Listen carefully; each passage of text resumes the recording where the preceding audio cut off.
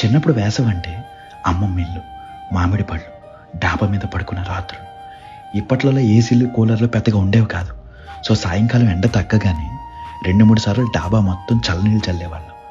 ఆ తర్వాత డిన్నర్ ముగించుకొని చేపలు, దుప్పట్లు, దిండ్లు పట్టుకుని ఇంట్లో ఉన్న బ్యాచ్ మొత్తం డాబా మీదకి పరిగెట్టేవాళ్ళం.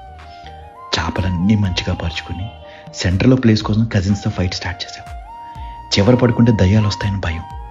ఇంకా కజిన్స్ అందరం కబుర్లు చెప్పుకుంటూ అంత్యాక్షరి ఆడుకుంటూ, ఇంకో పక్క తాతయ్య చెప్పే దయ్యాల కథలు వింటూ, దోమలు కొట్టకుండా కాయిల్స్, అందరం పోటీ పడి మరీ లెక్క పెట్టి ఆకాశంలో చుక్కలు, లెక్క మిస్ అయిపోతే మళ్ళీ మొదటి నుంచి స్టార్ట్ చేయడం.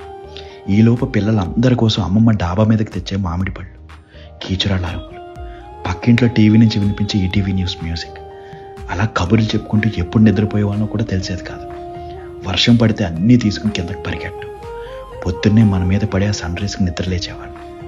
లేచేసరికి పక్షుల అరుపులు ఒక పక్క, దేవుడి పాటలు ఒక పక్క.